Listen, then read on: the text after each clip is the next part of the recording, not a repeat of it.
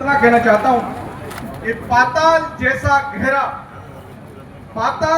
गहरा और आसमान जैसे ऊंचे व्यक्तित्व के बारे में लिखना आसान नहीं था, लेकिन फिर भी मैंने कुछ व्यक्ति के बुद्धि के द्वारा कुछ प्रयास किया है जो गुरुदेव के चरणों में मैं रखना चाहता हूं। आचार्य श्री 108 सुरसागर जी महाराज, आचार्य श्री 108 सुरसागर जी महाराज, दिगंबर श्री सुरसागर जी महाराज, जैन मुनि का सदा रहता है सबराज। आचार्य श्री सुरसागर जी, विद्यासागर श्री सुरसागर जी महाराज हर मनुष्य के दूर करते हैं विकार, सरल हृदय व मस्तिष्क शुद्धता कार, नहीं है प्रिय उनको कोई भी साज, यानी कि कोई आडंबर वो धारण नहीं करते हैं, आडंबर को पसंद नहीं करते हैं। सरल हृदय व मस्तिष्क शुद्धता कार, नहीं है प्रिय उनको कोई भी साज। दिगंबर श्री सुरसागर जी महाराज। चतुर्मास मैं चतुर्मास में इसलिए वर्णन कर रहा हूँ कि चतुर्मास में मैंने प्रयास किया था कि गुरुदेव के चरणों में कुछ पंक्तियां प्रस्तुत करूं, लेकिन अवसर नहीं आ पाया। जिसे कहना है उसे कहने दो, जिसे कहना है उसे कहने दो, आपका क्या जाता है, और वक्त वक्त की बात है, समय सबका आता है। तो आज मेरा समय आया है, तो मैं गुरुदेव के चरणों में कहता हूँ कि चतुर्मास करवाया आपने पूरे देश में, चतुर्मास करवाया अपने पूरे देश में, ख्याति है आपकी संपूर्ण विदेश में। मन की पवित्रता तन कोई खास नहीं, अशोक नगर में चतुर्मास हो गया नाच।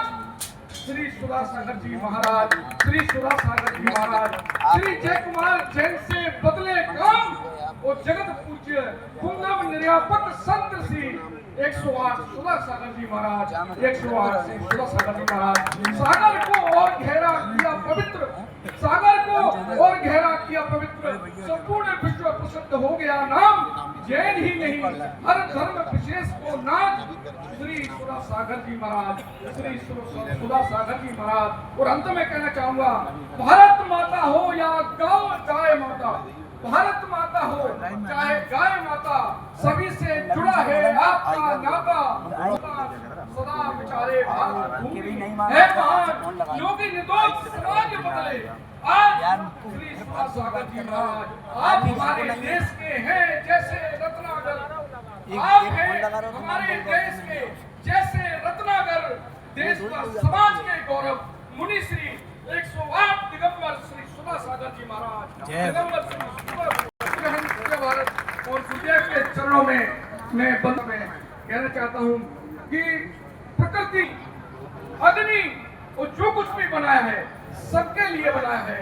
तो महाराज मेरा ये एक विचार है कि ये फिर ये जाति धर्म क्यों बनाया है।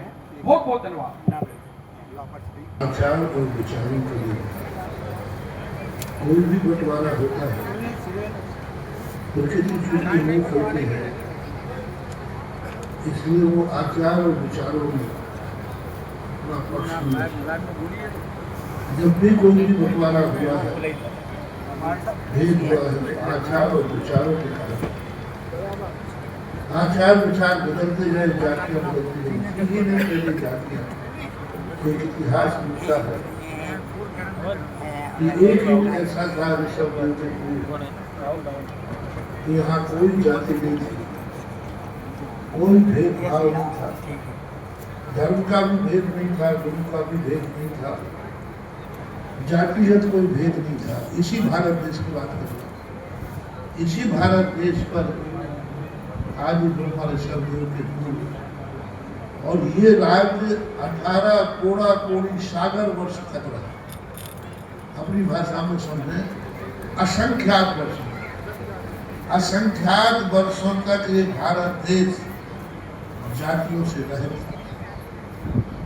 कोई धर्म का भेदभाव नहीं, कोई जाति भेदभाव नहीं, कोई नीच नहीं, कोई ऊंच नहीं, सब एक उच्च गोत्री होते थे। सबकी एक जाति थी, एक आचार था और एक ही विचार था। आचार भी एक और विचार भी एक। और ये भारत देश में 18 कोड़ा कोड़ी सागर वर्ष तक ये सौभाग्य इस भूमि को मिला। लेकिन चूंकि परिवर्तनशील संसार में एक परिवर्तन ऐसा आया जहाँ आचार विचारों में परिवर्तन शुरू हुआ। आचरण में विहीनता आई, आचरण में शुक्राचार आया, विचारों में सुछलता आई तो फिर महान आत्माओं को भेद करना पड़ा। जब भरत चक्रवर्ती इसका आदि चक्रवर्ती था, जब उन्होंने देखा कि आचरण में भेद आ रहा है, तो आचरणवान को बचाने के लिए उन्होंने एक अलग जाति की रचना की, क्योंकि ये भ्रष्ट लोग, शुक्लाचारी लोग भ्रष्ट हो जाएंगे। जब दो एक अच्छी वस्तु और एक गलत वस्तु सामने आए तो अपन सब किसको बचाने का प्रयास करेंगे? अच्छी वस्तु को बचाने। तो जब ये स्त्री आया तो भरत चक्रवर्ती ने अच्छे लोगों को बचाया। उन्होंने कहा नहीं, तुम यहाँ से चलो, इतनी भीड़ में मत रहो, नहीं तो तुम भी भ्रष्ट हो जाओगे। एक बार जब भेद पड़ता है तो भेद का कोई फिर अंत नहीं होता है। एक बार बंटवारा हो जाए फिर बंटवारे का कोई अंत नहीं होता है। आचार विचारों में एक भेद पड़ा था, मात्र एक, ओनली एक भेद पड़ा था बस। और एक भेद के बाद फिर वो इतने भेद बन गए कि अब वो आचार विचारों के कारण से मतभेद होता है। आचार विचार आज भी एक हो जाए तो ये जातियाँ अपने आप खत्म हो जाएंगी। लेकिन आचार विचार एक करना, एक परिवार में आचार विचार एक नहीं हो पा रहे हैं, एक बाप बेटे के आचार विचार एक नहीं हो पा रहे हैं। तो आज कलयुग है, कलयुग में